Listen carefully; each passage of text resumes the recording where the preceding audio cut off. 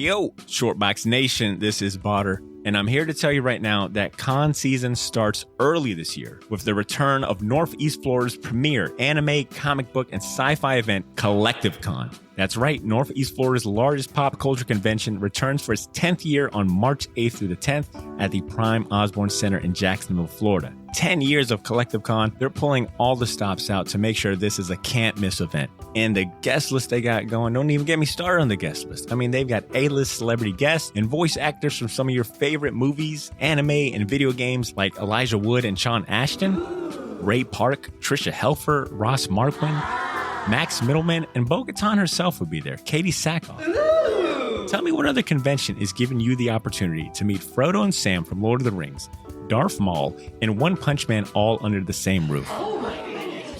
Only at Collective Con.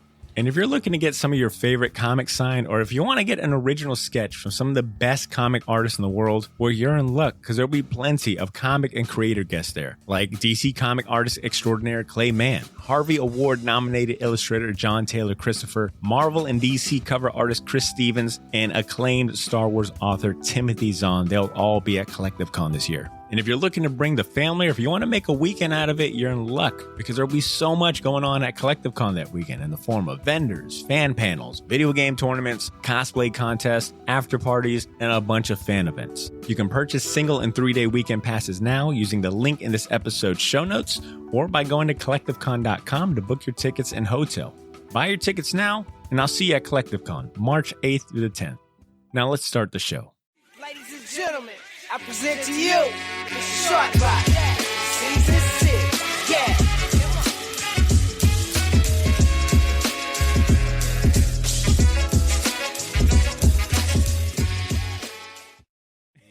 I remember when, because I think, Drew, you were there when he recorded it. Like, we were all there when you were recording that. Yeah. And you remember how much shit we were giving Parrish about how David had the better verse? Oh, yeah. And Greg kept rewriting it.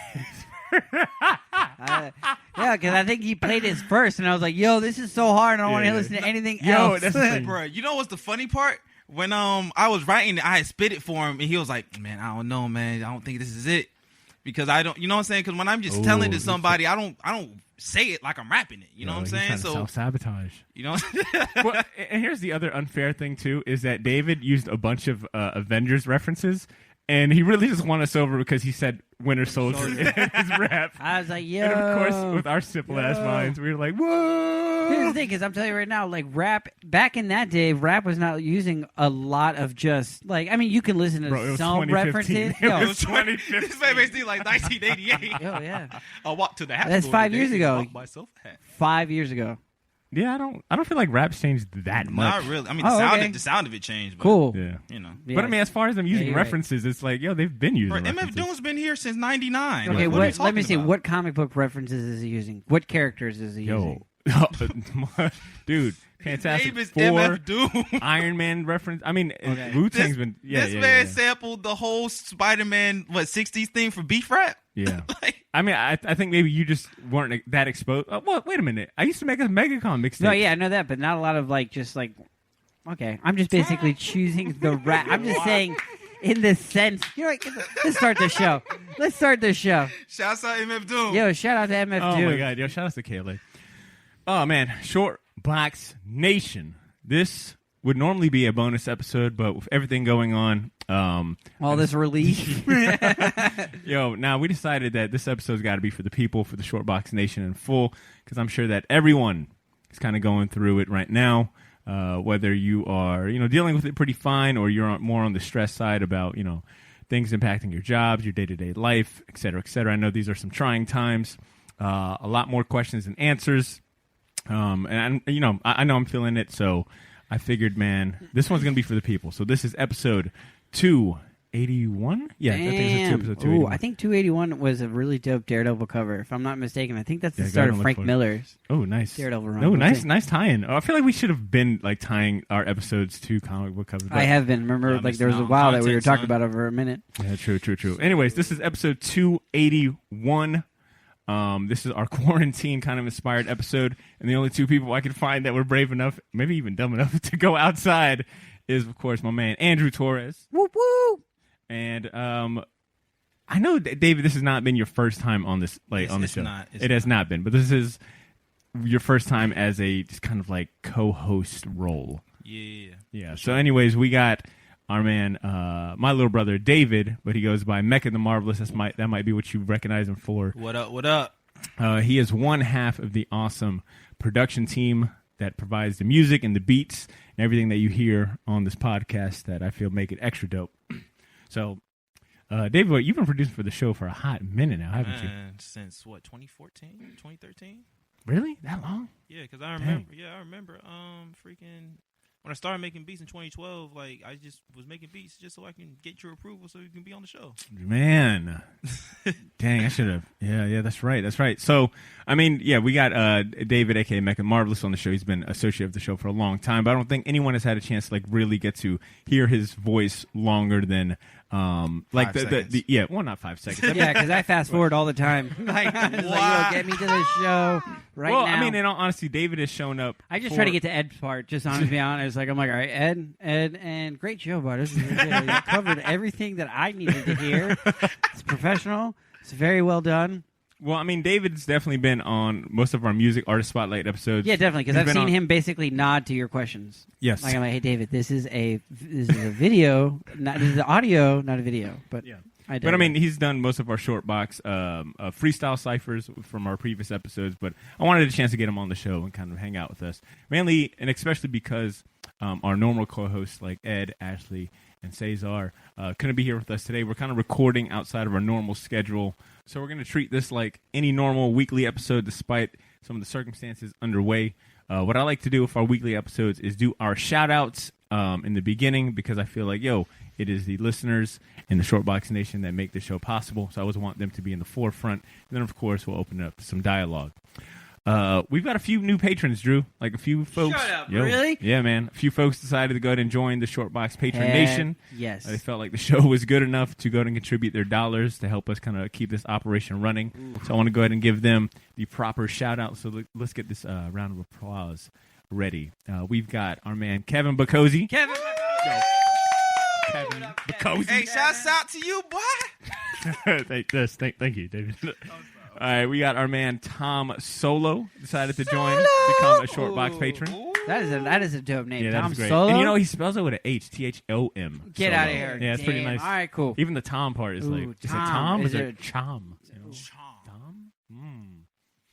that was a grab. That was reach. The best, like Homer Simpson. And last but not least, yeah, that's right. We got 3 folks that decided to join the Shortbox Patreon Nation. Shout out to David Morales, aka Brother Biscuit. Brother Biscuit? That's a dope. That's even better. Yeah, these names are way better. And who else? They're just them 3. Brother Biscuit! We appreciate it. That's right. We got Every 3. bit helps, even if it's just a little something. Yeah, absolutely. We welcome it. Thank you very much. Absolutely. So Kevin, Tom, Thank David. you for paying for this free episode. You exclusively? No, that's funny, but hold up. So they do now have access to like the over close to 30 bonus episodes. Yeah, but here's the thing. Soon, because of the fact that I'm stuck in my room, like doing school, like we're going to be doing some video stuff soon. Not like that. Like it's not like we're... It's just like we're going to be doing some like video recordings that'll be professional. Yo, extra pause. Let me go ahead and just save this. Homo. So welcome, gents, to the Shortbox Patreon page. And for those of you wondering what the hell these guys get by joining our Patreon and supporting us and contributing their dollars so we keep the show running, they're going to have access to over 20, I think it's close to 28, 30 bonus episodes that we haven't released to the public. They'll get merch. Of course, the shout-outs and a few other perks. Do you still have any of those bookmarks left? Oh, yeah, I got it. Oh, my God. Listen, these bookmarks are amazing. Yeah, so enough about pushing my wares. I do got just 2 more things I want to make some notice. Collective Con is now rescheduled to July 17th through the 19th. They were supposed to happen next weekend on March 20th, but of course, with everything going on with the coronavirus and the precautions in place and some of the mandates by our local government, they have been moved back to July 17th through the 19th. Spring break. I know they're honoring, ticket transfers, etc. So if you bought a ticket for Collective Con, it's been moved back to July 17th through the 19th. And I haven't forgot about our contest for a pair of free tickets. I'll announce that real soon as we kind of get through some of these unknowns right now. Also, the Duval Comics and Zine Fest has also been rescheduled to late June or July. They were originally supposed to happen like sometime this week, right? No. End of last weekend of March. So they got pushed back too. So I mean, a lot of things. And that was the one I was actually really excited about. Yeah, that one I was for sure excited to see that turn out, especially since it's like Duval's first comics and zine Yeah, fest. and did you see like the working at the coffee shop? We have all the posters and stuff for it, like how they've been advertising it, and it's just like so eye catching in the middle of everything that's going on. Like it's the one thing that you can just pick out. Yeah. Like, yo, this is actually really dope, and then you read about it, and you're like, oh shit, there's a comic book festival. I know Collective Con like Deke has like tried to hold out as long as they could because I mean it's just a lot of logistics and planning, and I'm sure financial hit they take having to move their dates. But I mean, I'm wishing them the best, and I'm glad that they took the smart and safe route and rescheduled. I got two more shout outs. Big shout outs to Tony Aopi, who did the fan art based on our previous episode 280 Fantastic Four. He's the one that sent in that Fantastic Four image with me. Oh Ed, my Cesar, god, and that Ashley. one was so freaking. That was nice. Did he color that? Yeah, I'm sure Tony did it all. He's the Yo, artist. that He's a thing was fantastic fucking artist. sick as hell. No, yeah. Shout out to Tony Aopi. And I want to go into shout outs to my man Charles at Pomade and Tonic. I was there getting a haircut, and I noticed he had like a Dr. Manhattan Nothing's tattoo. gonna stop us. Nothing gonna stop us from looking fresh, fresh to death. Yeah, and he had a Dr. Manhattan and a Master Roshi tattoo. And I was like, "There's no way you can have that ensemble of tattoos And not be our friend. Yeah, exactly. Like, yo, you So- picked two things out of the things that's my life. And I mean, you know how we can be when it comes to like. Oh, you see people, you gotta test them. Yeah, you're like, I was like, yo, so you like Watchmen? He was like, yeah, I like some Watchmen. And I was like, all right, word. Cool. And Master Roshi. I was like, that's an interesting tattoo choice. Oh shit. You like Dragon Ball Z? Or He you was like, like- I like Dragon Ball. I was like, whoa! Oh, you're a real Like one. that? Damn. Real one. Nah, yeah, say it was like it was way more. It was like way more straightforward. Whoa, dude, you like Watchmen and Master Roshi? I was like, wait, yeah, co- man, I do too. I do a podcast. I'll give you a shout out. Awesome, I'll check it out. Oh. Nah, he was way cool. So shout out to I Charles. thought he was about to finish it, and then I kicked the jukebox, and then the sound came, and I left.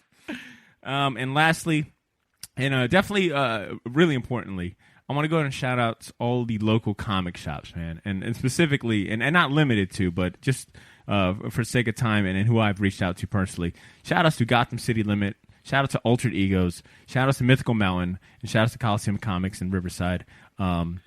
Despite all of everything going on with the coronavirus, all the uncertainties, all the limitations they have, they are thinking outside of the box. They're thinking about their customers first. They're thinking about safety and health as best as they can while trying to stay afloat.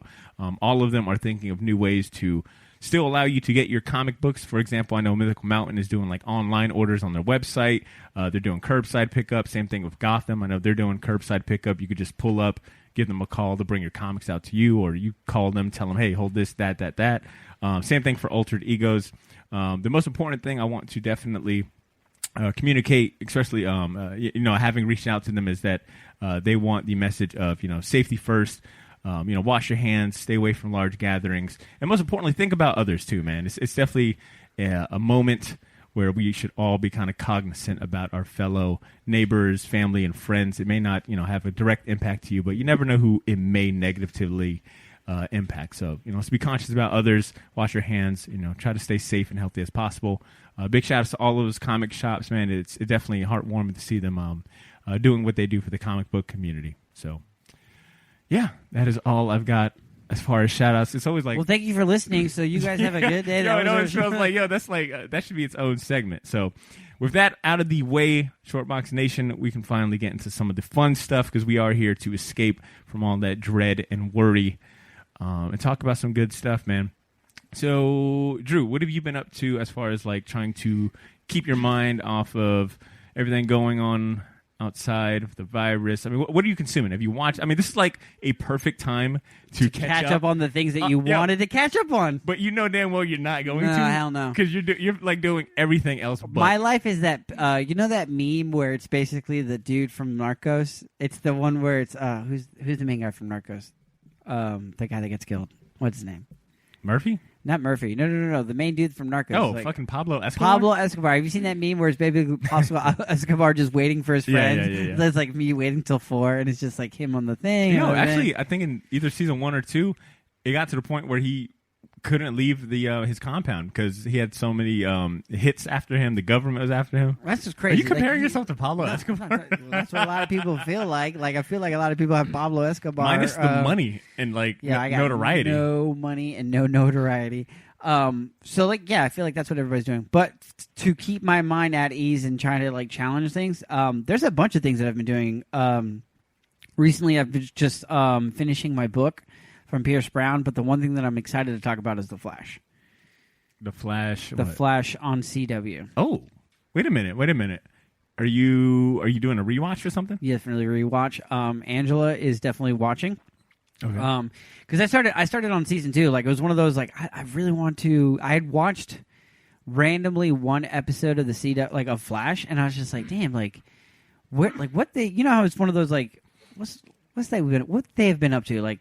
They've like 5 seasons deep. I know for a fact that it has to be enough to where it's like, yo, what is going on? Flash is 5 seasons total? Yo, they're 5 I thought there'd seasons. be way more. No, they're on season 6 right now. Oh, okay, cool. I think right now on Netflix it's just up to season 5. So you just had a very random inkling to check out what you've been missing Yeah, you out know on? how like sometimes you just Okay. want to put something on just Yeah, to kind yeah. of put in like I Yes, want to like all the time. I feel like Flash is going to be like the perfect background where I'm like, all right, well I can start with season 2 and just kind of catch up.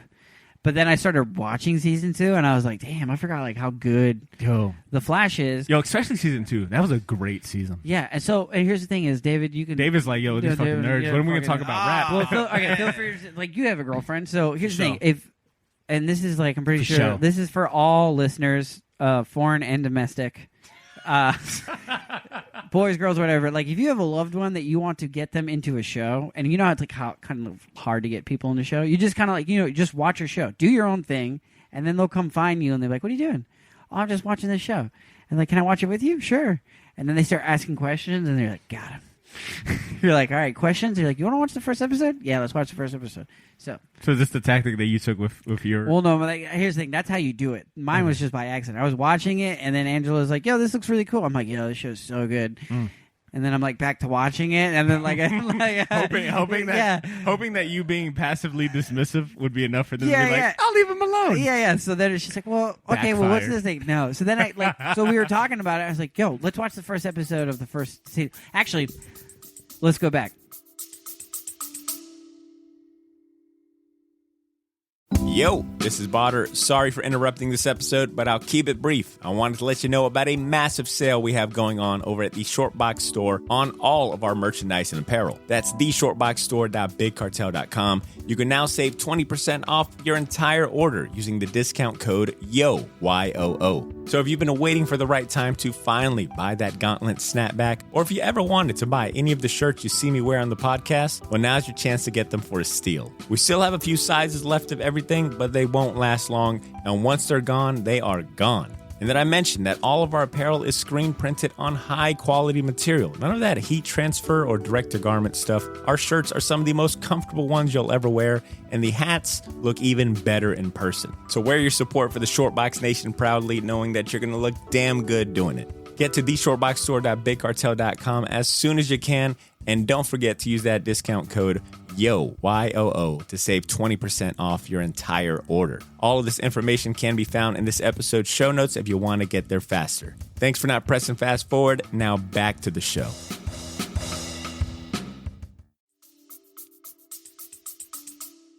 Ooh. You She Tarantino got really excited, and I was just like, hell yeah. She was like totally down to watch it, and I was like, yay.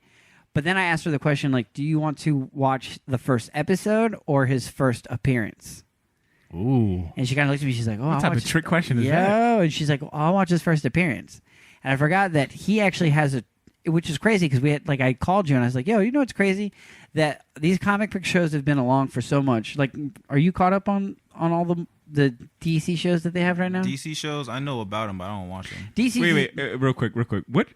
I guess CW shows. Do you know Because about? we're about to bring you into our world. Yeah, I mean, for sure. you're like cool hip hop dude for sure. But we're about to bring you into this nerd world because we're short a couple other nerds. I'm in the rabbit hole, bro. Have you watched or entertained any of those CW shows? or any live action superhero shows? I think what's the show that's on Sci-Fi? I think it was like Krypton or something like that. Oh wow! Oh, yeah. yeah, watched, you were like- I watching watched- Krypton? I watched like an episode with like my mom, but outside of that, I kind of Mom loves Sci-Fi Channel. Doesn't she? for Yo, sure. Sci-Fi Channel is real? literally like a mom's safe haven. Like, I feel like our moms are like, yo, my mom watched Star Trek, but I can never have a Star Trek question with her.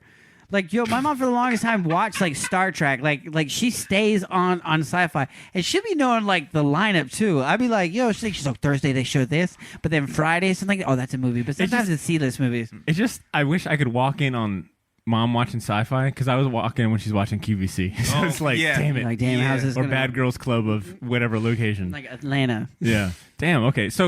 So what did you think about that one episode of Krypton you watched? It was dope. I like the way it looked. Like because from what I understand, like most of the stuff just looks corny. You know what I'm saying? Outside of, like Daredevil was like amazing from what I've seen from it. Like Luke Cage on Netflix, that was dope. I didn't finish it, but that was really good. But So you've watched a few of these. I watched a few of the Netflix Johns, but Bro, you- I'm not. You're like a dude that listens to 2 songs off of an album and go, yo, that album was sick. Those are pretty good. I feel like those are pretty Yo, good. did you finish Luke Cage? Not season 2. You can't tell me nothing. If it's How good can or I not? I watched the whole first season. Yeah, so what does that tell you? There's a gonna second season. Am I going to be disqualified for not finishing the whole season? Yeah. Oh, damn. I mean, that's pretty Got you straightforward. right. For like, I ain't got nothing. yeah, you I want to ain't got give nothing. opinion on something that you don't have the full. I wasn't giving an opinion. I said those Your are opinion is it's a good show. That is your opinion. I can't say that off 1.5 seasons. But here's the thing: all right, you tell somebody this, like you're like, yeah, it's a good show, and then they go and watch Yeah, the what- second season, and then they come and try to talk to you about the second Yeah, ain't that season. the same? I would tell them like, no. And then they look at you like, motherfucker, you told me Ain't about that the the same show. thing as like judging Game of Thrones by like season 5 and not knowing season 6 and 7 is like kind of goes out the haywire? Honestly, you should probably stop at season 5, 6. Yeah, like your own fantasy. Let your, Thrones best show like on let TV, your but don't own watch season fantasy like, story and- just be ignorant and start making up your own bullshit. Write a fanfic, you know? Yeah, That's right. pretty fun. I think All right, the dragon. But all right, but back to Drew's point. So I want to get back to this Flash thing. The So- Flash. So you decided to rewatch Flash. Yes. Based on this, like, hey, I wonder what they're doing. What was the last thing you remember from Flash? The last thing I remembered in Flash was he fucked up the times, not the time zone. That could be episode 1 or 50 or 20. Well, no, it could like, be any episode honestly, of Flash. Honestly, the only thing I kind of remember is when they were kind of introducing Wally. When they were bringing Wally into the fray and he was getting his powers, and then at the same time, like we were getting more superheroes. That was that was at the cusp of the DC Legends where Arrow finally gets the Atom, like the Brandon Roth's character becomes the Atom, and they get that, and then like they're pushing for more meta. So I think it was like I got there right before Leonard Snart and who's Heatwave? What's his name? I think you just said. No, Leonard Snart is Captain Captain Cold, Cold. but I know this guy's name. And And he's another one of those names. Yeah. Anyways, it was when they were joining the DC Legends of Tomorrow. So that was the last thing that like I watched. I think the last thing, and I'll chime in. The last thing I remember from Flash was the season finale. It was a season finale, and I think it's when he defeated Zoom. Yeah, I think it was when he defeated Zoom because Zoom ended up being Jay Garrick. Yeah, I think it was like whatever season they introduced Jay Garrick. Yes. And he was good the whole time, but then you find out he was, You find out that Zoom Was is it- posing as Jay Garrett, who's not really Jay Garrett. Was it Zoom or Reverse Flash? It was Zoom Okay. because he was Let me it was double-check Earbord Thawne. Yep. Yeah, it was Earbord Thawne because no Hunter Zulerman. Okay. No, Zulerman. So Zulerman is Zoom. Because he's obsessed with the Flash. Yeah, because that's when you find out where he's died. That's second season. So first season. Yes, you are absolutely right. Hunter Zolomon, Zoom. So I watched that season. Yeah, and that's the best one. Yeah, that one was a good ass season. Like because another thing that's really cool is like when you find out about like who he is, and then the costume makes way more sense. Yeah, it does. And I really liked how he applied his costume. I will say, like, I feel like Flash, like, And we're gonna talk about this because Season- Angela's been watching it and she told me something. Ooh, okay, all right. Well, I guess I just wanted to chime in with that. That's the last bit of Flash I remember watching. Of course, I think I tried to watch the last thing I remember of Arrow was when he was restarting his life. He was living with Felicity. It seemed like everything was good, but And then everything the back coronavirus comes. everything back home was like Actually, they did have a virus. They had a virus in like the 3rd season where that dude was like, "I'm gonna unlock the city." And Oh just yeah, get that's everybody right. sick. What did Yeah. they do in that season? I have no Whatever idea. they did, let's pray so for we that. need Green Arrow more than anything. Okay, so that's the last I remember. So you're saying that you decided to get Angela on the show, Yes. by having her watch Flash's first appearance, which she shows up in Green Arrow, which is Arrow. a pretty cool point. I never thought about that. These shows are also doing first appearances because I think Supergirl ends up showing up in Flash, Yes. and then she gets her own spinoff. So that's a cool concept that I don't think she has a spinoff. I think she has her own show. No, But yeah, they that's what I meant. basically, That's what I yeah, meant. that was She's the got her first own time they show. did the crossover, and they're like, "Hey, this can work. We can do cross platforms." Yep. Meanwhile, Xbox and PlayStation are like, "Nah, we're not ready yet." Yeah, we still segregated. Yeah, hell yeah. Listen, 2020, but not All right. my 2020. So how has it been on this rewatch? Man, let me tell you right now. Sorry to interrupt you. This rewatch has just made it that much more dope. And the fact that you know that you have 5 seasons and you can kind of just like, let me just enjoy this. It is super fucking dope. And it's really cool to have somebody that's like, it's their first time to have discussions for things where you're like, oh, I didn't even think about that. Because there was the thing that she had brought up that I was like, oh, fuck. She's like, yeah. And forgive me if we've brought this up, but it was just one of those. I mean, me and you consume so many things, so I never know like what we talk about. She's like, what's recorded? She's like, oh yeah, definitely. She's like, I can see why you like the Flash because it's kind of like Spider-Man. How so? And I was like, I was like, oh yeah. And I was like, what do you mean? She's like, well, he kind of reminds me of Peter Parker because he's very quirky and like especially in this show. I yeah. can give her And that. she's like, yo, he's very much like he's like quirky, but he's very good looking, but he's very much like new at this. I'm like, God damn, like Spider-Man. And then you're like, keep talking dirty. yeah, to me, girl. yeah. And she's like, yeah. And then isn't he like in love with like his childhood best friend? Well, in all fairness, and this is super nerdy, but I Okay. see where she's going. And then I started adding, so then I was like, Yeah. oh yeah. And then both of his Well, I guess parents were. Peter- And here's the thing: his parents were murdered. Oh my god, yeah. Or one of his parents were murdered, so he has to Yep, like yep, deal yep, with yep, that, yep. live with a complete stranger, and be raised. And He's a scientist, yeah, I got you. Yeah, no, the and he's always trying to help out people, and he's fucking up. the parallels are definitely there. Yeah, this I is will give her basically that. like CW's Flash is basically like Spider-Man that can run really fast. Yeah, and I never got that vibe from the comic books. It was always a lot because I mean, Never, you're dealing. he's more like he's an a- adult. Yeah, He's like he's an adult. He's a man. yeah, he's a full basic- grown ass man. He's a grown ass man that wears bow ties.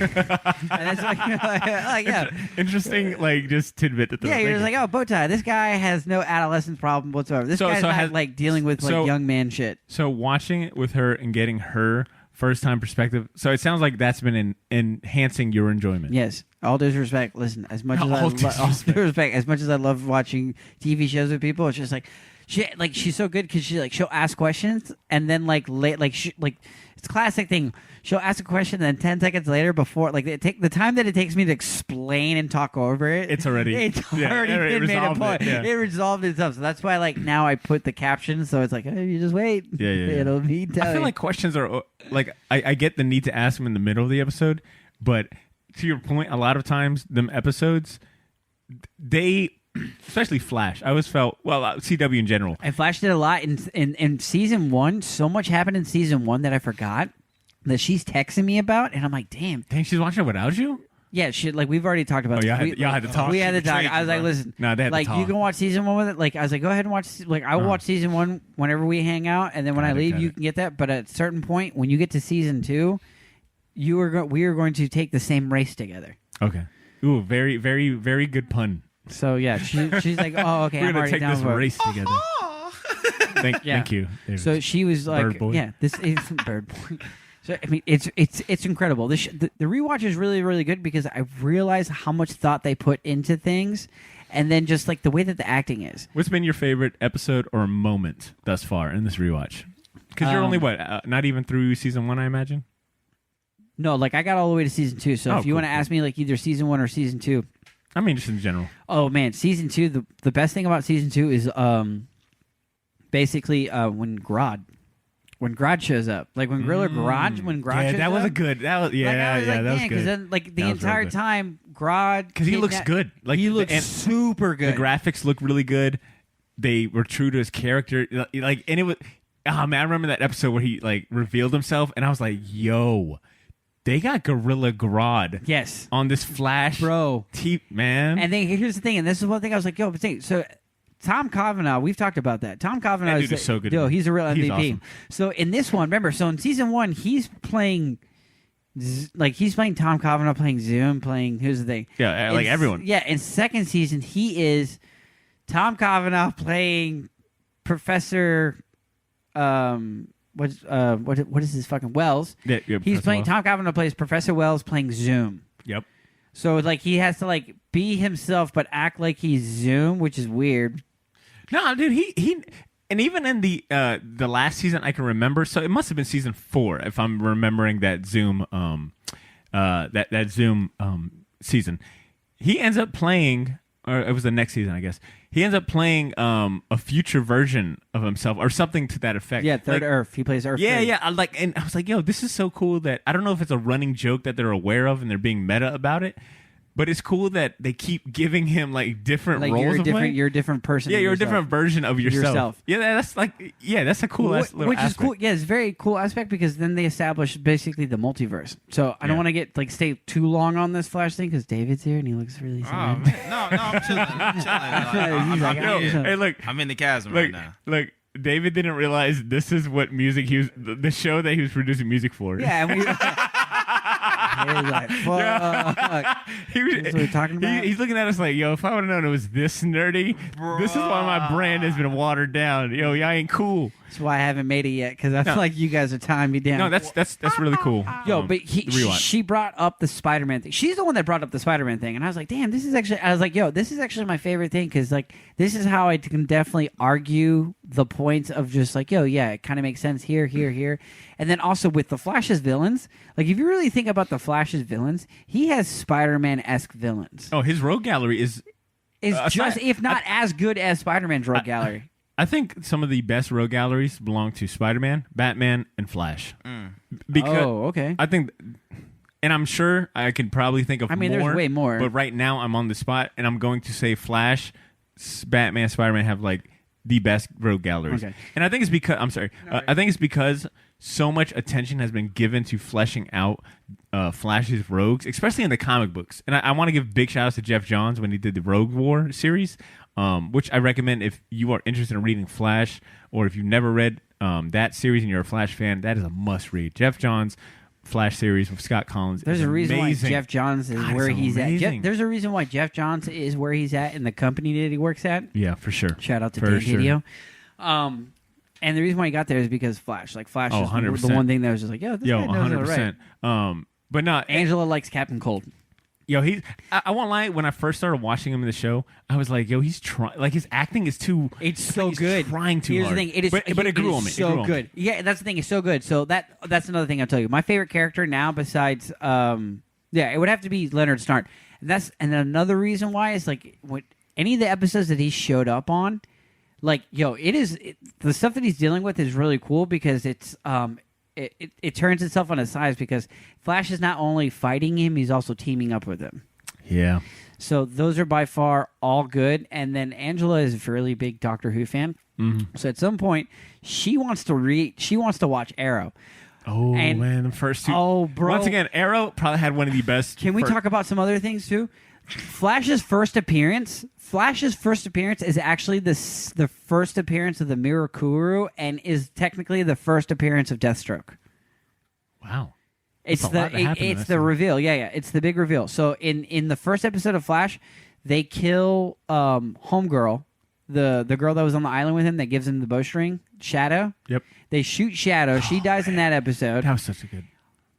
What's his name dies in that episode? Deathstroke, his character, Yep. ends up dying, and at the end he comes back to life. But then it's revealed it reveals that he's still alive. Like Yeah, when they do I the remember big that. reveal, you're like, damn, they did the Flash, they did the death of Homegirl. Like this is one of those key issue episodes where they're like, yo, we're gonna kill somebody, we're gonna introduce two characters, and we're gonna do this. You're making me really want to Oh, you finally. should. No. Well, you're making me want to finally go back and actually fulfill what we said about watching Crisis on Infinite Earths. Dude, I'm like, telling you like right we owe ourselves. We that, owe it to the but we also community. owe like the Shortbox Nation. Oh Like, yeah, you know there's even though we're there's 3 months black light- behind. Yo, there's a black light. Yo, I've heard good things about that And show. then there's a Batwoman. So it's like have not heard anything about that show. Yeah, that's one of the ones that like kind of lays by the wayside. But I'm kind of excited to see because it looks good. Like it looks definitely good. But if I had to give another show between Arrow and Black Lightning, I would definitely give Black Lightning full like attention, and then I would go Black Lightning and then DC Legends of the Universe. But like Angela is already talking about watching Arrow. Like she's like, Cool. yo, I want to watch Cool. Arrow now. No, that is a good quarantine watch. Yeah, right there. and she kept saying, she's like, why is he so mean? Because in the episode of Arrow, like he's a dick, and she's Yeah, like, why yeah. is he so mean? I'm like, you don't understand. He's got what too he much on his went plate, through. baby. Yeah. That's Put the city Oliver on his Queen. back. He's been dead. Yeah. They both put the city on their What back. you been reading? I have and David. I promise we'll get. I'm chilling, We're saving bro. the best for last. I'm chilling, bro. saving the Do best y'all for last. thing. I'm here. I have been reading Astro City by Kurt Busiek and Alex Ross. Oh, not Alex Ross, but Brent Anderson. And Bro. and You can't tell me those costumes don't look fucking sick now that we're old ass men and we're like, damn, like well, I appreciate a one, costume now. Speak for yourself. Two, yes, everything of that series is fantastic. Shout out to Austin Austin Ellis. I know, yo, I said it like that isn't his name, and I haven't been fucking it up. But whatever, you know. I think right now at this point you should just be fucking up for the rest of your time. Like, No. I hope he wins a Pulitzer Prize for whatever, and then you have to introduce him. But that's how. I will absolutely. So shout out to Austin for providing me those my first copies of Astro City, and I've also been reading Starman by James Robinson and Tony Harris. So the old 1994 DC series. If anybody's like, I'm shaking my head right now. This is one. If anybody knows that me and Butter's relationship, this is a book that I have tried. Really? Yes. I guess I've. Yes. Well, I guess I've lost track of how many books you've recommended. Oh yeah, me. definitely. That is probably in the top. What is it? Inception or conception? I don't know. In the inception of our like friendship, brotherhood, like Really? I don't remember Yeah, this. dude. Because here's the thing: when we started working at Universe Superheroes, that's when omnibuses, like that's when Yeah, they were like okay. That's when I started getting into omnibuses because they were releasing Starman Okay. as an omnibus. Okay. And I remember buying those because Grant and Walker, that was at the time where we were still close and talking all the time. And Yep, and you were like we were like starting, me and you were like, all right, now we're like super like hanging out. Yeah. Yeah. You know what I'm saying? Like, you know, a friend, like, you know, like you get a new friend, you're like, oh, yeah, Yeah. You're like, yo, I don't see you anymore. Yeah, because I found somebody that's way cooler. Yeah. So at that point, we both were like, all right, I can hang around him a little more. Like, I'll hang out with him on Tuesdays. You all right. Yeah, you all right. All right. So I guess like I said, in our 10, 11 years of friendship, I have lost track of all the things that you have been hyping up, and I'm just now. No, getting that's to. 395. How many days? No, 295. 365. Yeah, that one. God damn. Is the coronavirus affecting your math? Well, because 30 days. Like, here's the thing: we're 30 days on hold. You got to take that from the GC. Whatever. All right, so, All right, so 395. anyways, okay. So I'm reading both of these. I think I know for a fact that in these previous episodes, Cesar has spoken very highly of Astro City every time I bring it up, and I want to like check it out. I think I also mentioned wanting to check out Astro City when we did our Treasure Hunter episode. And then Starman, dude, I kind of just fell into that because I think there was a week where for some reason on Reddit, I was scrolling through the comic book subreddit, and I was just seeing a lot of screenshots of like pages, and just for some reason there's a couple Redditors or whoever it may be, contributors, just sharing a lot of the Starman stuff. And I had read this very well written comment about what the series meant to this one person in general, and he was speaking really highly about it. And I was like, yo, I'll give it a shot.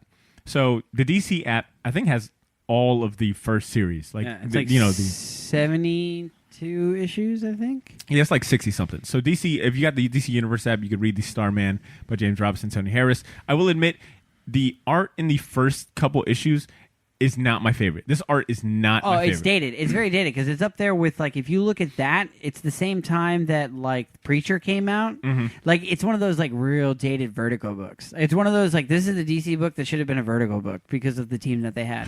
Yeah. But they were able to basically steer it into the DC universe. Yes. And I'm trying to find the name of the... Tony Harris? No. And I think it's got to do a lot with the inker.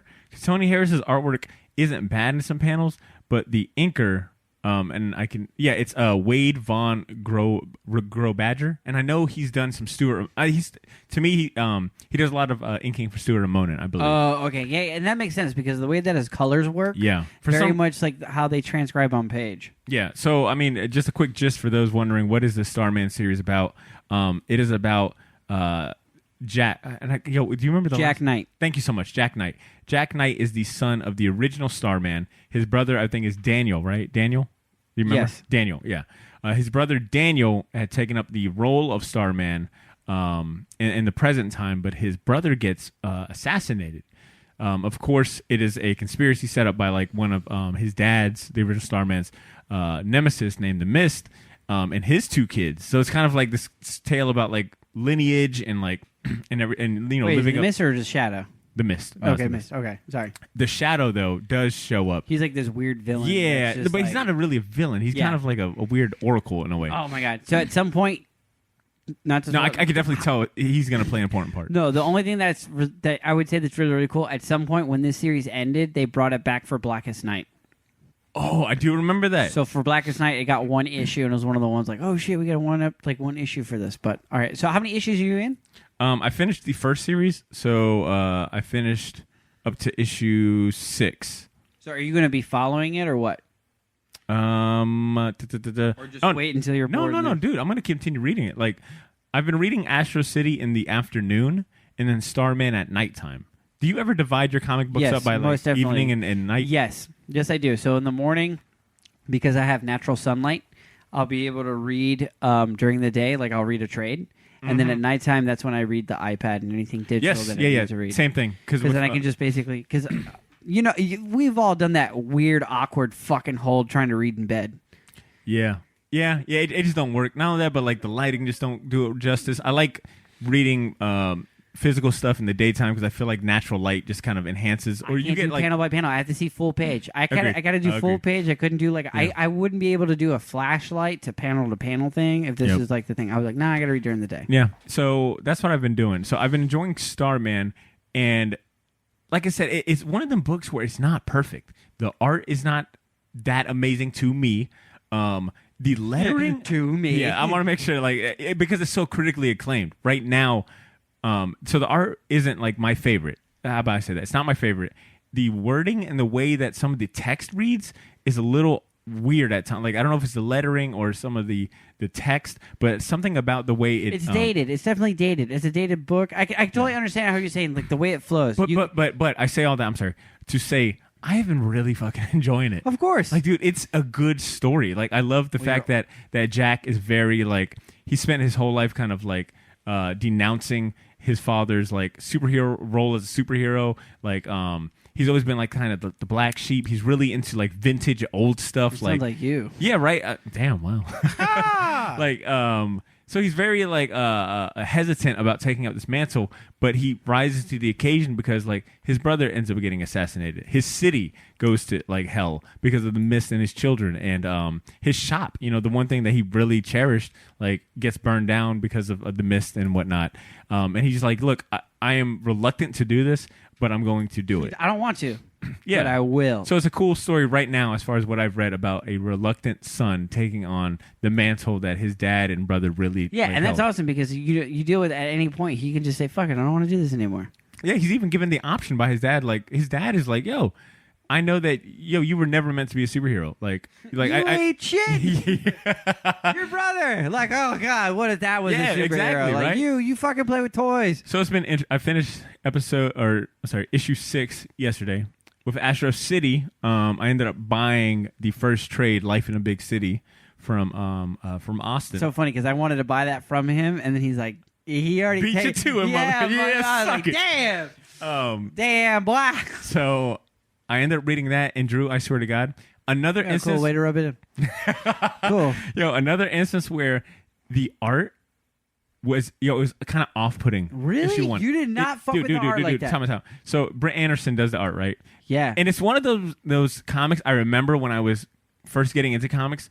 I saw the covers all the time by Alex Ross, and I used to think, this is.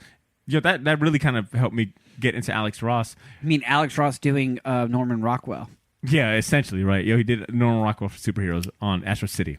But Brent, when I started reading this trade, I'm like, dang, man, I forgot Alex Ross isn't doing the interiors. And Brent Anderson's artwork to me sometimes isn't cohesive.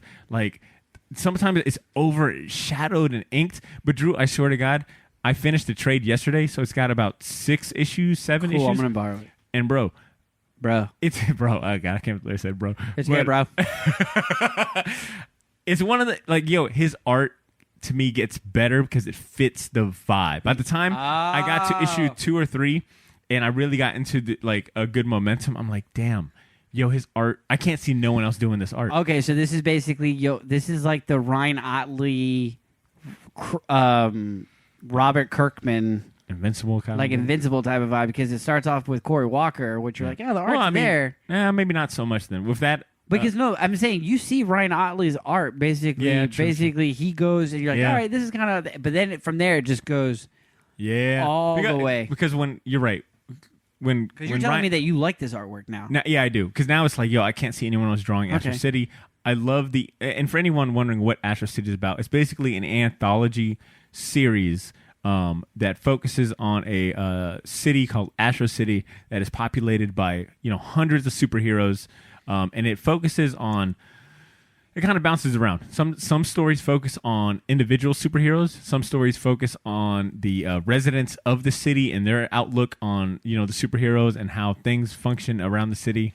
So I like the way you're like, it's a character piece, really. essentially. So I mean, in the first issue, you read about like the main superhero is named the Samaritan. The next issue, you read about this gangster who's basically a lookout. And he ends up learning the identity of my favorite hero so far in Astro City. His name's Jack in the Box. I love his design. But he learns the identity of Jack in the Box, and he ends up going paranoid about... At first, he's like, yo, I can get rich like if I sell his identity. But then he starts getting paranoid about all the things that could happen to him if he ends up making this knowledge well known. He's like, wait a minute. Nah, that other gangster will probably end up... I'll probably live my life on the run. Or what if the superhero ends up deciding to offen me? So he ends up like leaving the city that he grew up. It's like just, man, every story is It's so like different. Criminal meets superheroes. Yo, that's a good if you like Criminal and the whole anthology aspect, but it's still connected. It's still like, yo, I'm going to tell you a different story every episode. It's Kurt Busiek. Yo, and this solidified to me. Kurt Busiek is in my top 3 favorite comic book writers. And you know ever. why did it take us so long? Because that's a name that I've always seen. Like, it's a name you're like, yo, Kurt Busiek, and it's like, yo, why isn't more people hyping this dude? Because they're not doing anything. He's not doing anything new. I don't think they've done anything outlandishly big and sexy. Like Scott Snyder, who's doing like a Metals, or a Hickman who's doing like X-Men. Like I don't think they have the accolades. No, it's like the wow factor, that factor that'll pull you in. But to me, they don't shake it. They don't shake it enough. Like, they tell good stories, but they're not telling. They're not rewriting the course of like these big companies. They're not on the big events. And I could be completely wrong. There's probably examples you could think of, but I'm thinking about like things like Mark Waid, who writes very good character driven pieces. Kurt Busiek, who, I mean, that dude's written everything. I know. I kind of want to now go read his DC stuff, because since I'm giving him respect. Mm-hmm. And like I'm just giving him attention. Like I'm giving him attention. You know what it is? You know what it is? I think it's because they're not a Brian Michael Bendis or Mark Millar where they're writing like the main crossover event, like the summer blockbuster comic book thing, and it's making an impact to all the different series. Kurt Busiek, people like Mark Waid, like Greg Rucka, yo, you give them, hey, write Punisher, hey, write Avengers, and they write it for 20, 30 issues, and they're focusing on world building in their series. They're not trying to impact Spider-Man or impact this book or change the status quo. That's what it is. They're not writing stories that change the status quo or big crossovers. Yeah. And that's my humble opinion. But anyways, Astro City is fantastic. And, dude, honestly, this book is perfect to me. Like, yo, it feels like every issue gets better and better, and I cannot... It is so perfect. Dude, I get the same vibe as... when I got starting to read Marvel. And it's like, yo, you start learning about all these characters, especially like revisiting all the old 70s stories that my dad had. And it's like, yo, that's an exciting time now for comic books. That's what it is. this reading Astro City is exciting because it's like, yo, I know nothing about these superheroes. I know nothing about this world. I know nothing about this city, but it's fun and you're getting bits and pieces. And you don't have to read a bunch of different titles. Like to learn about Samaritan, I don't have to read a Samaritan series. Just read Astro City. To learn about Jack in the Box, just read Astro City. So it's fun in that perspective. And Okay, because you only need that one and done. And that's the thing. Kirby's exactly. He hasn't basically like, let me make like 6 different spin-offs. Everything is going to be told in this book. Yeah. So I've been enjoying my 2 comic book reads. It's been really nice to though a little like, cabin feverish at this point, but it's been nice to catch up on like these series right here. With that being said, it has been damn near 55 minutes and David has been patient. So I want to go ahead and shift the spotlight to Mecca the Marvelous. Yo. Marvelous. You know what? And I'll go ahead and be straightforward, because I love honesty for the Short Box Nation. I love, putting it out there. David had me feeling kind of bad, man. Why? What happened? Because he made, and David's never been one of these types like, yo, how come you don't have me on the show? Which I can say for a lot of different folks have tried to pressure like their way on the show. David has never done that. But one day he did make me realize like, yo, we have never fully like had him sit down, interview, or just like talk. Like we always still haven't. Like we. Yeah, you're right. All right, We've never really talked to him and had him on the show. Failed. All right, cool. What are we going to? But we've never had him like really sit down. Like I've had. I mean, David, you've been on the Dragon Ball, the Trust Your DJ episodes. Yeah. I think I had like you've always been like a quick strike guest is what I'm calling you. Yeah. But I mean to sit down. That's the old name, by the way.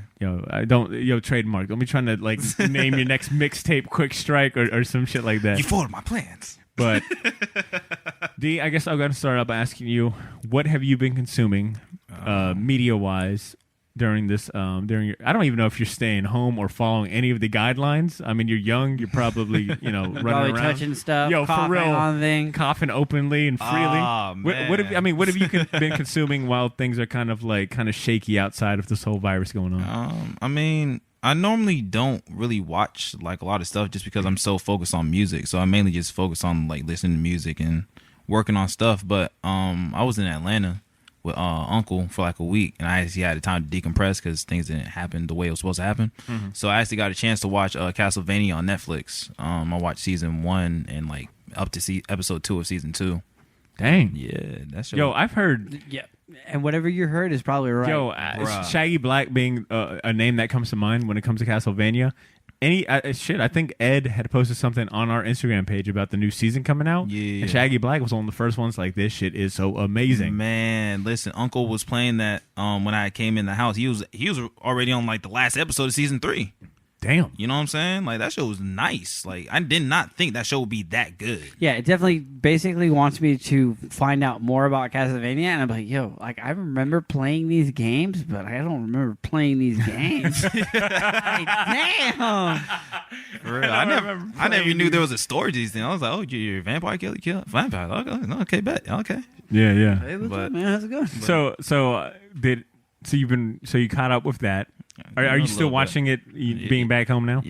I haven't had the chance to just because, family, a lot of people in the house, so I haven't had time to, But no, I definitely want to go back and like finish it because what I've seen is amazing. I love it. I love blood and gore. I'm trying to get my girl on it because she loves like blood and gore and guts everywhere. God, see how both twisted together, man. Oh, man. Cool. Match made and twisted. So I've been trying to get into that. Vampires steadily making their way back. Like first there was True Blood, and then there was Twilight. Now we got Castlevania. You know what I'm saying? Plus that, and it's like I remember hearing because I read Berserk, and I know they were talking about maybe last year that the people who make Castlevania that they're going to do a Berserk remake.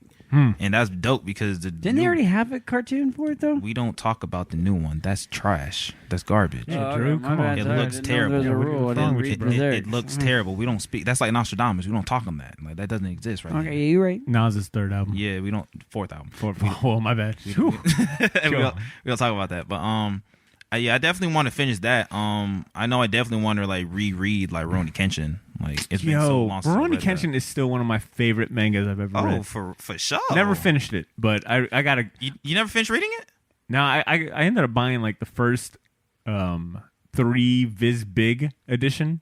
Remember those? Like the Viz Big, like they were like 2 regular. It's 3 books in one. 3 regular mangas in one. Those are awesome to buy. Man, by the way. Rurouni Kenshin was, because the thing is that what always appealed to me was that Rurouni Kenshin was cool because he always found a different way to use his sword. It was never like, yo, I'm just going to become stronger, or it was never the same samurai battle. It was like, yo, he would learn how to use his sword to spark fire or some crap like that. Rurouni Kenshin. That is sick as hell. Every fight was exactly. It was like, damn, I never thought a sword and a backward, because his thing was like reverse blade. Yeah, reverse blade. So when he turned the hands around. Oh, I think there was one villain or one dude, he had to turn the blade around, but he didn't kill him. Like he managed to figure out. I think it was the dude in the band-aids. No.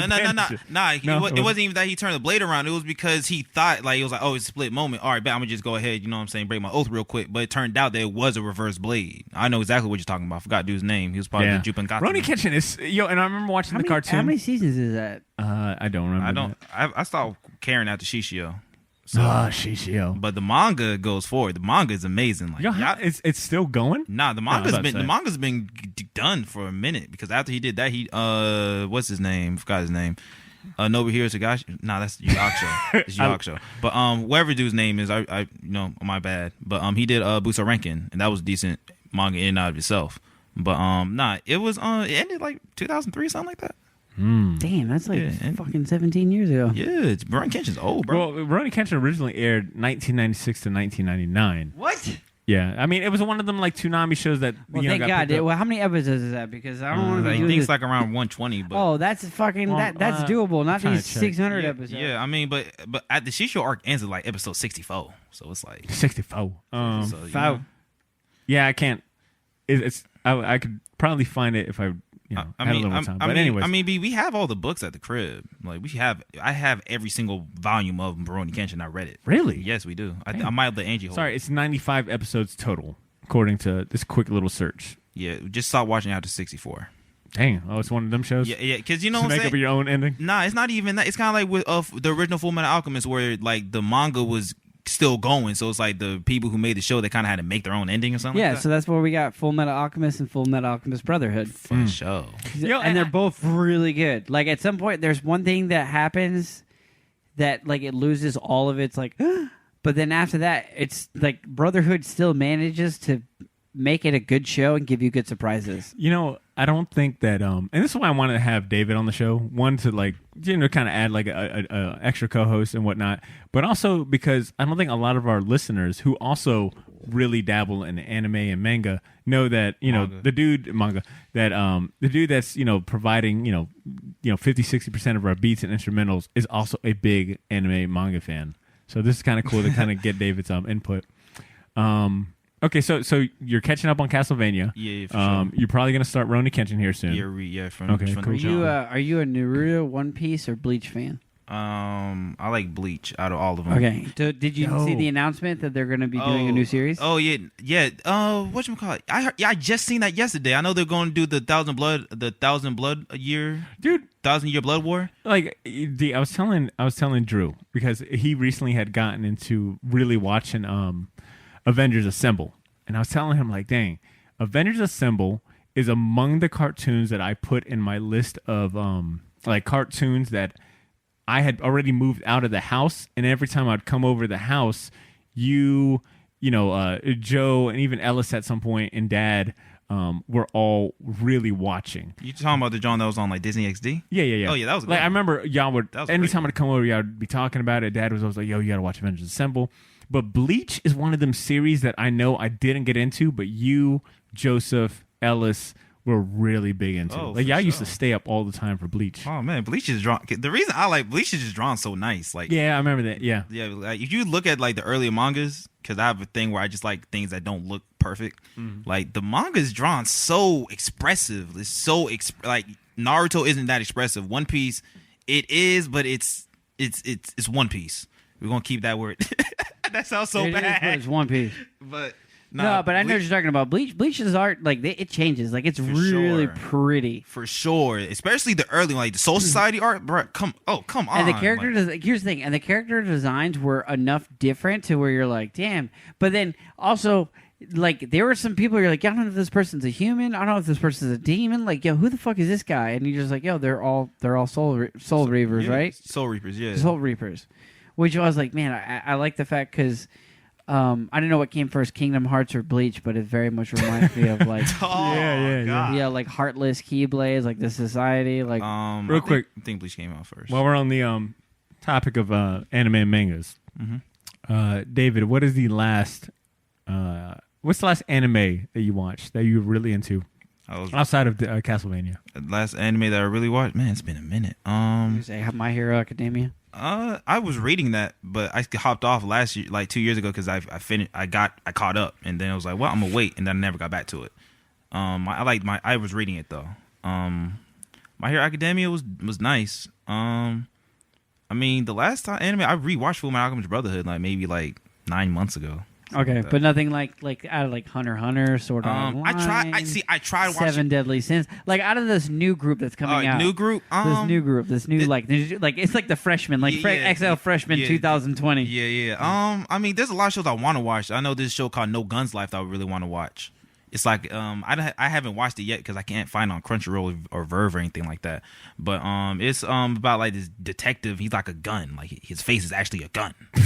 Like that sounds crazy, right? But it looks like the same people who animated One Punch Man.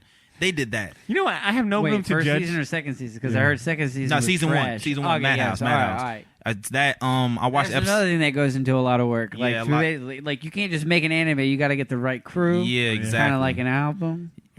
good attempt. Because he's a rapper. Yes. Segway King. no. Yo, that's we're like, my rap name. We're like Segway's Oscar the Great. Wow. Damn. Are you saying that because I'm about to lose my job and then I have to live out of a trash can and my favorite color is green? Oh man. Sometimes No, but I feel like you overshared on that one. It's a different road, my guy. I was gonna, Fire Squad. I watched episode 1 of Fire Squad and then I got sidetracked. Here's what I'm gonna say because I know Corey Torgerson is probably listening. Who else is a big anime fan that listens to the show? Corey, and I think Blake.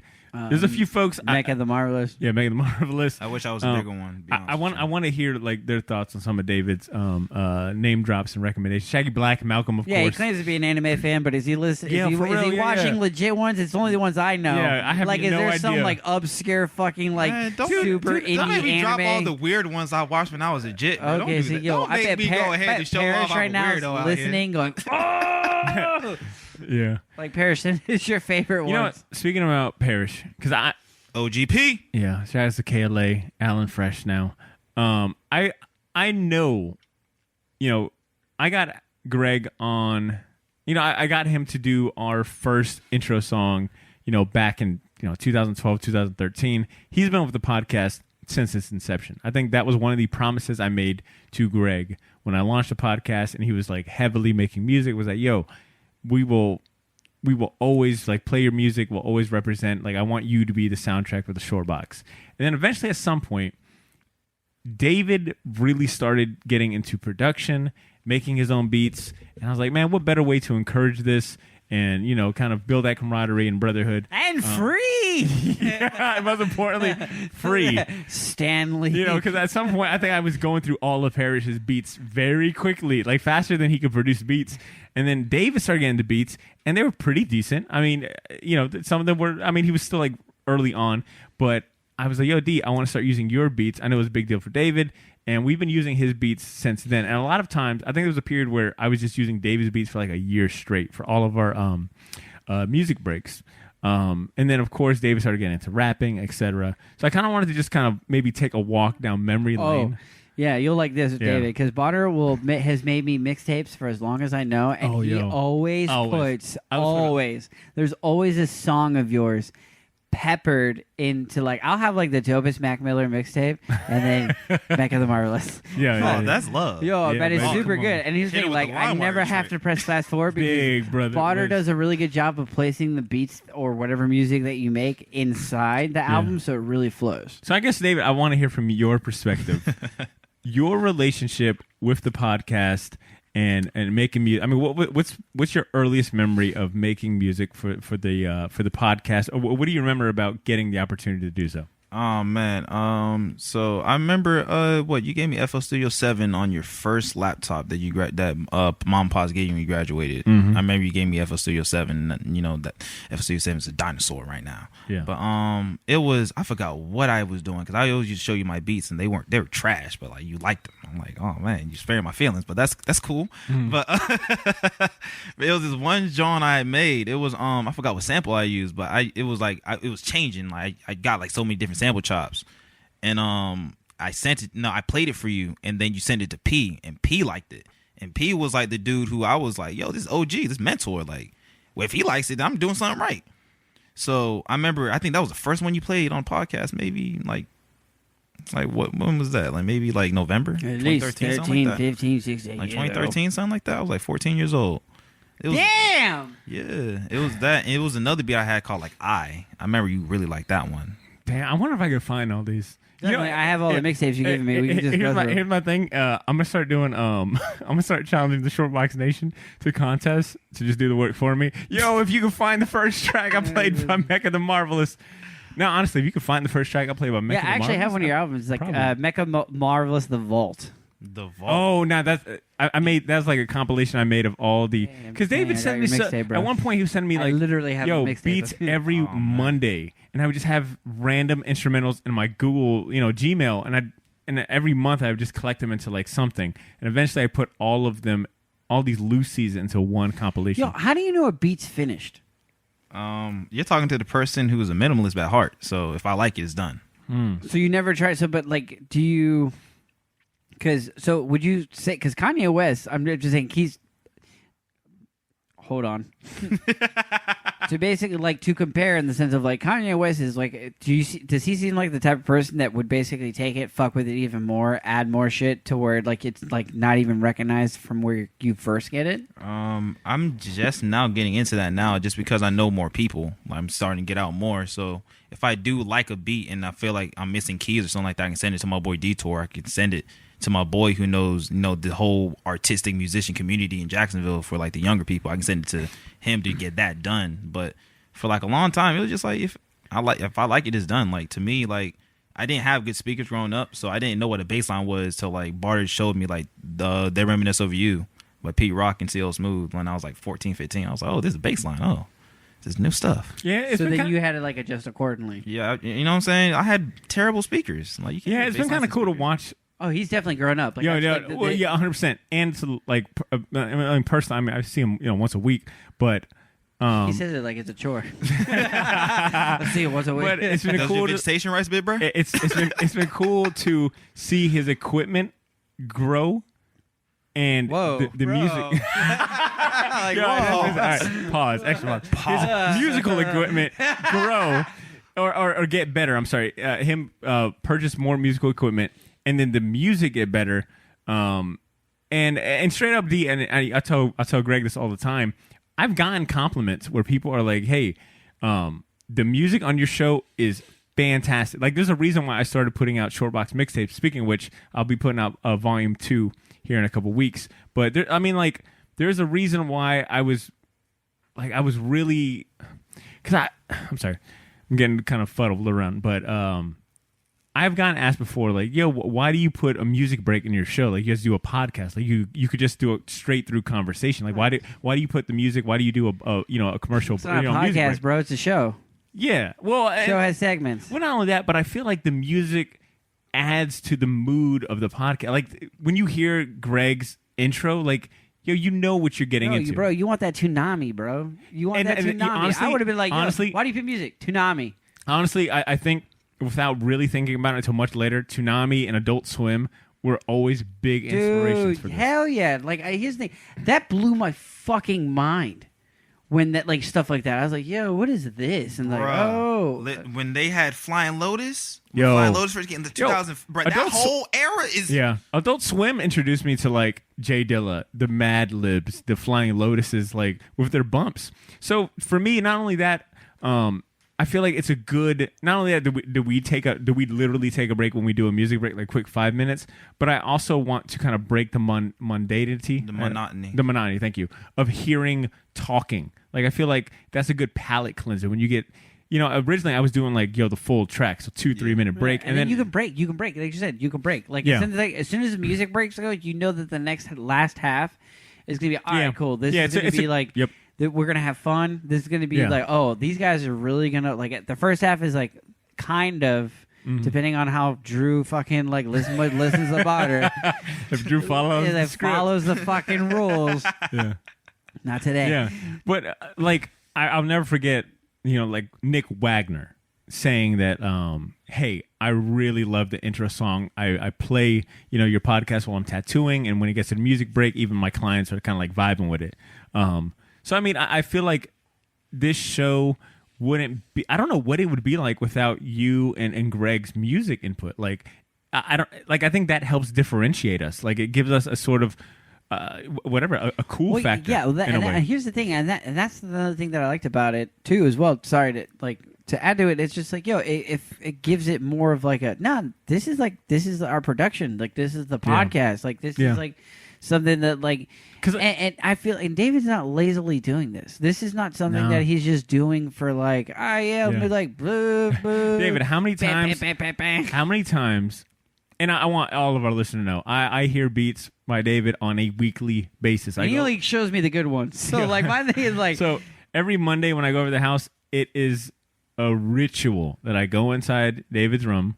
And he plays beats. He's just like, here's this latest batch of beats. How many times have I stolen or asked you to send me beats that you've probably got an artist or you're in the works of selling a beat or licensing a beat? Like, how many times have you sent me, like, good stuff that you've kept, like, I'm not supposed to be giving this away, but it's a short box. That's an uncanny number. How many episodes are we in? It's a lot. 200. 281. 281. So maybe what? 275? Oh no! And then the rest is Paris. No, it has to be. It has to be. I was kidding. To be honest with you, because I'd be working. Yeah. So I mean, David, what's been your favorite memory or experience with the short box and producing music? I mean, is there one that stands out? Oh, Winter Soldier. When you recorded. Oh yeah, that was like the hardest line. Yo, and he's talking about the song that we played in the beginning, the GAM Avengers theme song, the 2015 one. Yeah, and that's another thing too. So even to get with that, not only has he helped with he's actually done some communal work for GAM. No, he's for sure. Yeah. So that's really cool. So like, and another thing too, if you're one of these local Jacksonville, you've probably seen David like at Art Walk basically spitting rhymes on the mic. Yeah, but I mean, so David, you're saying that GAM track that you did with Greg for the GAM Avengers show? For sure, that was the funnest moment. Just because at that time, like that was when I met up with my y'all know him as Jericho, but my boy Amari, because he was like me and him, like we like rap nerds, like we care about syllables and we like making like rhyme schemes, like this word has something to do with this, so then we're gonna use this to do this, like nerdy stuff, like Eminem stuff. Whatever, right? So when P came down and was like, "Yo, we have to do this thing for GAM," like it's like, what was it like? It wasn't Final Fantasy. It was like Marvel stuff, right? It was like Marvel Avengers. Stuff. Yeah, Avengers stuff. So it was like, oh snap, I get to be a rap nerd on this. Oh snap, let me go ahead and do my thing real quick. Okay. So the whole verse was just schemes of just like nerd, like, stuff I like, because I mean I'm not the biggest Marvel head, but I like the movies and I like the TV shows. Yeah, and you're around it enough to know exactly what you're talking about. Come on, I'm the son of Marvel OG. I have to. You have to. I have to. Like it's mandatory. I wouldn't be here without it. Is there a succession in manga rappers? Is there manga rappers out there? Yeah, Sky Blue. Oh yeah, good name. We had him on the show when we had Mega Man on. Is it Mega Man too? I was so upset Mega I Man? couldn't go. Yeah, I was so upset. Who's the Mega Man rapper? Mega Ran. Mega Ran. Okay. Yeah, Mega Ran. I don't know of him too well. That's something you had to ask Ellis. Ellis is a fan of like Sky Blue and Mega Ran. Oh really? Ellis was the one who put me on. Damn, did not know about that. My own brother. Yeah, Ellis be on it. Straight up, I think, to interject, my favorite probably memory of you and as far as like the relationship to Short Box, and I'll pass it to Drew after this. I think it was you introducing you to Greg, who at that point was producing all of the music for the Shortbox podcast, and that's back when I was still living with James. In that, I only had a room. And Greg came down. Music. And Greg came down to like visit for one of the first times from Mississippi, and he set up shop in my room. Like all I had was that I was renting that one room out, and I brought David over. And if you remember right, I think that's when he made that beat, Team on My Back. Yeah, and it was dope to have you meet Greg, and then like you guys build that rapport. And even to this day, it's like, anytime Greg comes down, like he's got to link up with you. You guys have to record a track. Like I've got so many tracks by you two, like Silver Samurai. Remember Silver Samurai? Silver Samurai. Oh my God, that was in the I didn't even remember that. Yeah. Oh my God. At this point in time, how many songs have you made? Yeah. And people say here's the thing: people when rappers are like, "I got 1,000 songs," do you feel like that's really accurate, or like dudes be having 1,000? I feel like David is probably you probably got what, like literally hundreds, right? I probably got around like 300. 300 songs. That's pretty good. I mean, not finished. Like not all of them are finished, but ideas and whatnot. Because I record a lot of ideas. But I mean, as rappers, if all you got to do is make music all day, you're gonna have thousands. Can I ask you like some three real deep personal questions, and I'll keep it at 3 just because it's. I just made it up right now. I'm in the short box chasm. Okay, so like I guess the first thing is we know that you have a respect for hip hop and rap For sure. What was the first rap song? What was the first thing that B basically introduced you to music wise? Because obviously this guy is basically like this. To me, this is the you bridge. were asking me a question that is, I can't even give you. You had to tell him that. I can't give you that one. Real quick. We David right now is like hip hop. Because at some point, David, and in my eyes, like a hip hop nerd and practitioner, right? He's on the mics all the time. He's producing. But I'll never forget when David had that like Papa Roach phase. You remember when you used to sing all that? God, Papa Roach, Linkin Park, SR7, and that David was 1,000 foot crunch. into that, bro. That's sick as fuck because like to me that breeds a little bit more creativity when it comes to any type of raps. Like when I listen to, when dudes are just like I just listen to rap and that's it. I'm like that to me that's more closed. That's more closed minded than anything. Like the fact that he's listening to all this shit. I'm like damn. Well, yeah. He was like what? Yeah, I was like 8. I was like 7, 8. Listening. Nah, to you listen to like anti-suicide songs at 8 years old. Like damn, TRL is TR real, bro. But I think the first rap song that I remember, like, oh damn, David finally found like like he might get into rap through the song, was Lupe Fiasco "Kick Push." Bro, that opened the door for so many. Okay, see, that was one, but I remember one vividly. I remember this like the back of my hand. Here we go. Common's "Driving Me Wild." God, Finding Forever. Bro. I remember the day because I begged mom not to let me go to school. It was like on a Wednesday. I was in like second. Stay and watch this music video. Nah, I just didn't want to go to school. Yo, pre-YouTube days. So I used to go. I used to watch like what is MTV One? Mm-hmm. Yeah, I was watching MTV One on like channel 56. So I was just I was like sitting on the blanket, just I don't have to go to school. I'm being happy. Boom, boom, boom. We can't play video games, but I'm watch music. So it was that video. I remember that song set off my entire interest in liking rap ever. Like that one song. That's and the video is really cool too. Yeah, Driving Me Wild is really cool. Actually, that whole album is freaking fantastic. Common's discography is underrated as a whole. Yeah. Like, Common has more classics than most people. Yeah, Drew, what was you had 2 more questions? Yeah, you said you had 3. I just like there was the So after like the first the rap song, they say why hip hop? Hip hop was a way for me to express myself. And it's really good because to me, like, in the sense of like hip hop to me mirrors the most beautiful type of storytelling. In the sense of like, and Butter knows I'm a big like fan of story. And if I had to describe hip hop, to me, it's like it's art and story. Art's being beats, the story being the lyrics and stuff. So I'm not mad at that. At all. The fact that you produce beats and stuff and you tell the story, like your mind definitely like thinks differently. Like somebody that wants to work in music, their brain already like basically tunes way different. David, you had more for that answer? I'm sorry, for your hip hop. I love it. It was just a way for me to express myself because I was a kid. I didn't have a good outlet to like really express myself. I couldn't just fight people all the time. It's not fun. That's not good. That's not a good thing to do. So it was a healthier way for me to express myself and let whatever I was dealing with like be out in a healthy way. And it was like it was cool. Like even though like the style of rap I did wasn't the most socially acceptable at the time, because that was when like Lil Wayne was on top of the world and So maybe not things like maybe that. the phrase socially acceptable, you could replace that Social- with popular. Yeah, I didn't do popular stuff because like I'm Barter's brother. Like Barter played Sky Zoo and like Little Brother all day, like MF Doom and Jay Dilla, I was backpack Jay-Z rap, and conscious Ludacris. rapping Barter. You know what I'm saying? So it was like that's what Fuck that mainstream, bro. You know what I'm saying? And I was like that for a long time. I just got out of that. And that was Yo, welcome to being 21. Where it's like, you know what? Yo, you gotta start somewhere, though. I kind of want to go to the club You know what I'm or, saying? be able to talk. I want to play with Roddy Rich too, bro. Roddy Rich is I like the super box. fire. Okay, so at some point, Botter is your mentor in the. We'll Yeah. just say mentor. He's your teacher, your master Roshi He of is. just like He is. hip hop. So what was the first? What was the if you can remember? What was the one guy that you brought to him that you're like, yo, have you heard about this guy? Oh, There's let me a lot, think There's too. a lot of people I did that. Because was Logic one of them? No.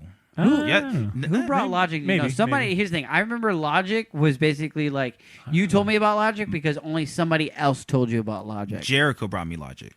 Okay, well, Jericho was a big Logic fan. maybe that's. But I think one that comes to immediate mind is JID, JID, and then IDK.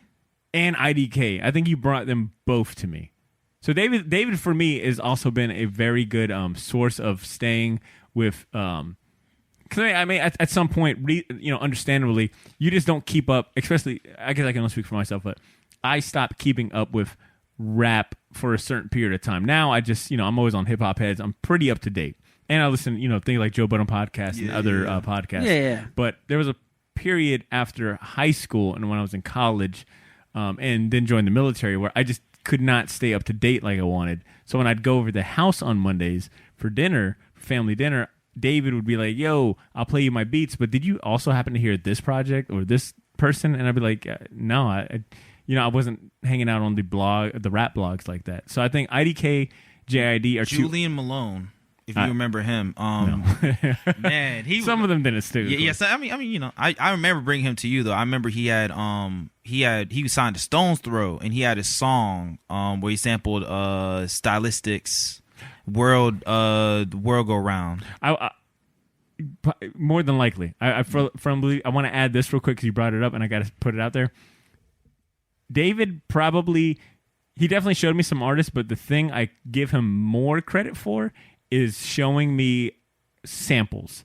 Like, because he was, I've never met someone that could just name off so many samples and old songs and like, did you know that this producer sampled this and then he also sampled this, who also, it was like, how the hell do you know these random facts? I knew production, I knew beats and, producers, and I had like my, favorite ones, but David, like, he studied like their works. Like, he produced this, he used this, like, here's his sound. And I'm like, I never went that deep. So he would show me samples and I'm like, that sounds really good.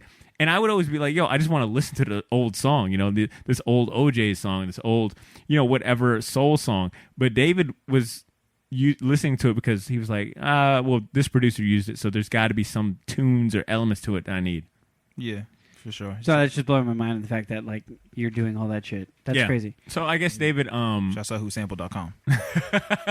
I would never disrespect y'all. oh ever hell no! again. Anytime I go to a record shop, I have that app running, just for time straight, because I think we're getting to a good stopping point or whatnot.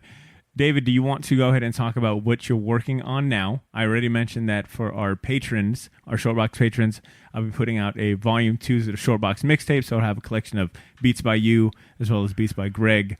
I'll have that out real soon. But what are you working on now, and where can people find your work? All right, so Mecca the Marvelous, the with an A, and if you know how to spell Mecca, MECCA. You type that in, you can find me everywhere. You be up to date, Spotify, iTunes, all that cool stuff. I remember the first time you got onto like iTunes, Spotify. that was a big moment of pride. I was like, damn, I can share these songs with people, and it's like, it was like a sense of official. It was like, not, my favorite rappers are on Spotify, Nice that but also my you're little taking brother yourself- is yeah. on Spotify. Hell yeah! It's like, yo. I had a point that you can climb the charts, and this is nice the fact that you take yourself seriously. Yo, for real. For sure. Respect. For sure. Appreciate that, by the way. So right now, I have a tape that's done. It's called Freelance Stars Volume 1. I don't have a date. I can't give y'all a date because we're still dealing with all the make sure everyone gets paid the way they're supposed to get paid for that. 7 songs. I produced most of it except one song. Shouts out Jericho Modest, my boy. He produced one song on there. So that's done. That's 100% done. As soon as we get all the paperwork stuff done, it's out. Can I ask, because I played, I think one of these, 1 or 2 episodes back, I played I used one of your beats that you sent me, the 103rd one. Oh, yeah. When is that project? Because if I remember right, all of your songs were names of different streets here in Jacksonville. Oh, yeah. The lo-fi tape. Yeah. That's done. That can be put on whenever I feel like it. You should probably put it out. I mean, that 103rd beat was dope. Man, I mean, it's just done for the most part. I just gotta mix everything down, but for the most part, that's done. I mean, what do you want to do? I mean, you want to put it out? It don't matter to me. Yeah, I mean, you tell me what you need. I do want to go ahead and ask you to send me the new song you put out today, Sun. Was it? Yeah. Send that to me, and I'll let it close us out for this episode, and then people can look out for whatever you got going on. For sure. I have that. I'm working with a lot of different people at this point. Whether it be like I'm engineering for them, I'm mixing the songs down, or I'm producing for them. I know right now I'm working with my boy Jaquan Tyree. He had just ended up going viral on Twitter like maybe a couple weeks ago. Got like 2.3 million views. Damn. Yeah, he just put out the EP. I'm not on that EP. I wish I was, but just showing love. Yeah, of course. Shameless plugs for all my friends. So I'm working with him right now. We have a couple of joints in the vault that we're working on. A lot of these guys that you're talking to, do they show up to poetry night? Like, are a lot of these guys the ones that are doing the poetry night, like doing? For sure. Some of them. We need to know. Some of them. A lot of the people I do music with, like they're hermits. Like most musicians are. And that's so funny that's the thing that's like I think is like hilarious, because you can meet somebody since like I'll know you and I'll talk to you, but like if we didn't know each other, like I wouldn't be able to come talk to you because you're very is it stoic or very quiet, like introverted? Like not even introverted, because I see sometimes David, like it shows, like he very much like I'll see him talk to people, but there's like that moment where it's just like the Milligan, like I must be alone. Like the Milligan, like it's like he's doing the Milligan. What's that? He has to be alone for like 10 minutes or whatever. But sometimes that's how y'all do. Like y'all just get in your like little zone. I know that was a Gene. I thought it was just me. Yeah, that's great. No, Botter gets in the zone too. Like where he's just like, I gotta go away for like 5 minutes, and at this time, I'm basically taking cool pictures of him. Like, look how like stoic my boy Sell it is. to TMZ. You'll get money afterwards, bro. Well, look, how about we go and wrap this episode up? David, I would like you to go ahead and get Thank you so much from the bottom of my heart. Honestly, like real talk. He's about to get teary-eyed. No, I'm just telling about to you. get emotional. Seeing you grow and like seriously, seeing you grow and like the fact that like you have been down for the show for like a long time. Like like you were day one, and it's like it's really appreciative. And watching you grow, it's like my favorite text messages is when Botter sends me text message. I'm telling you right now, you got your whole like cheer squad right there, and he's like always texting me. He's like, David's doing this. So, dude, it's just really nice to like have the fact that like you're definitely a talent, and like I really really appreciate the fact that like you bring a positive aspect and just like a really cool like thing of hip hop to the show. Because one of the things with me and Botter, like if I had to define our friendship, it would literally just be like hip hop, comic books, and food, or laughs, or whatever.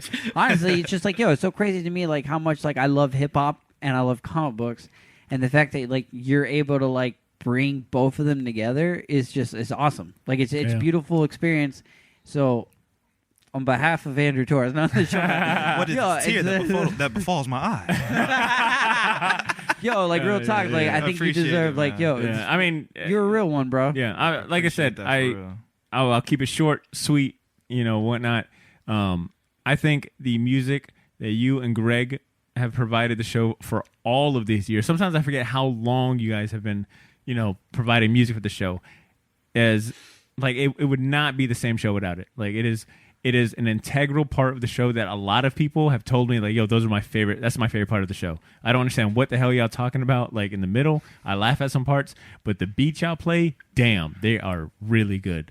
So, I mean, David, you should definitely be proud. I know that you've got a lot of fans, and people that respect your craft that, mess with the show and, are loyal to the show.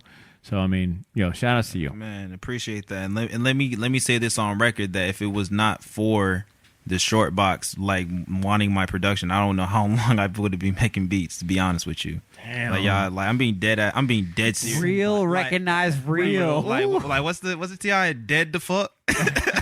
What? Dead the fuck serious. I'm being Oh, okay. I'm so glad you finished Good old that. T.I. Like I know dead- you're like, yo, I'm dead ass ready to fuck. But all jokes aside, I feel like just because you come to the house every Monday, I always want to show people something because I'm an isolationist by nature. I like being alone a lot. Yeah, your heart's in it for sure. For sure. Yeah, so it's kind of like when everybody would come down, I just wanted to show them what I got, so I just would try to make as much stuff as possible to play them. So it'd be like, oh snap, Barter's hanging out with I'm hanging out with Barter. Like Barter was like my superhero growing up. Like some nights he's playing me 60 beats in a row. I'm like, David, I love you. I love the music. But after beat 10, I got 10 missed calls from Drew. Nah, B, you gonna hear these next 16. So, but nah, for real though, y'all, you build the work ethic. I appreciate it. Just for that as a young kid, Keep I it up. appreciate that. Keep it up.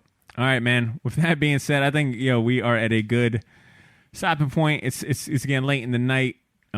We all got to be back by curfew. I got to be at work at 3 o'clock in the morning. This virus got us thinking about being at home at decent hours of the Virus night. got me thinking about 401k. Yo, don't even get me started. But anyways, man, I appreciate everyone for tuning in. Hopefully this gave you a moment of escape from everything kind of going on in the outside world. It's definitely, serious. Take it serious. Take care of yourselves. Take care of each other. And as always, man, we appreciate you guys tuning in, week in and week out, supporting the show. All of you that signed up to become patrons. Shout out to all of our Shortbox Patreon members. You can find out more information about our Patreon on patreon.com/theshortbox. What else do I want to say? We're going to try to have an episode next Wednesday. We had a guest interview that we had to cancel last Sunday. That's why this episode is coming out at such a weird time. We're going to try to have an episode out next Wednesday. So just kind of, just bear with us. A lot of things we'll have to play by ear. But regardless, man, I appreciate the Shortbox Nation. I appreciate all of you that listen, tune in, share it with your friends, speak about us in positive light. Thank you. David, thank you so much for hopping on the mics. Man, thank you for having me. Walking down memory lane with us. Drew, as always, man, you are always ready to record and support the show and put out content. Yup. So any last minute shout outs from you guys? Anything you guys want to say, Drew? Shout out Denzel Curry's album Zoo, which is pretty good. Okay, that's pretty good. That was pretty good. All right, I appreciate the late champion. Zoo is spelled Z-O. Z-U-U. Yeah, that's right. Yo, the way that he be doing the look back with no looking is like the best. Like, it's good. Look back, no look back. What are you, D? Any rapper shout outs you want to give? Oh man, shouts out to I'm playing. I ain't gonna do that. Damn, no, I kind of wanted the rapper shout outs. Oh man, shouts out to Jaquan Tyree. Shouts out my homegirl Cream Raw. She's a singer. Shouts out Blim for the clothing line that me and him have. Definitely shouts out to him for that.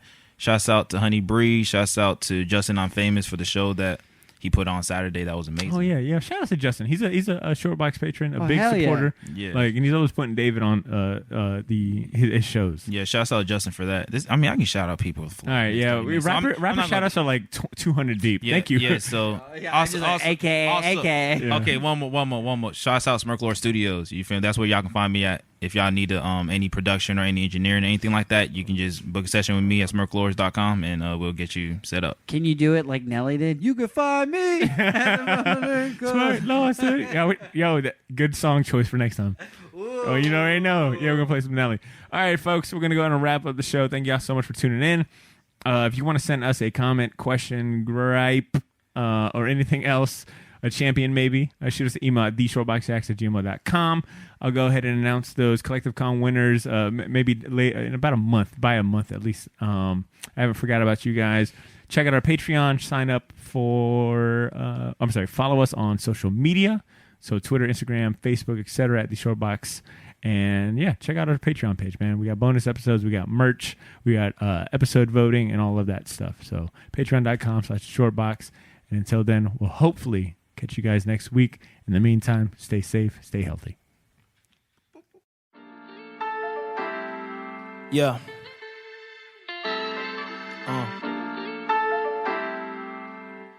Look, we're gonna try to do this one take, alright? Make sure my vocals right. Yo. Heaven or hell, which one is you living in? My body bound to this earth, but my spirit is heaven sent. Smell me? Ain't too many things a nigga could tell me. Unless you giving me soul food, I ain't buying what you selling. My pockets looking famished, that fast food be looking kinda tantalizing. I ain't even finna lie and say that I ain't looking at it.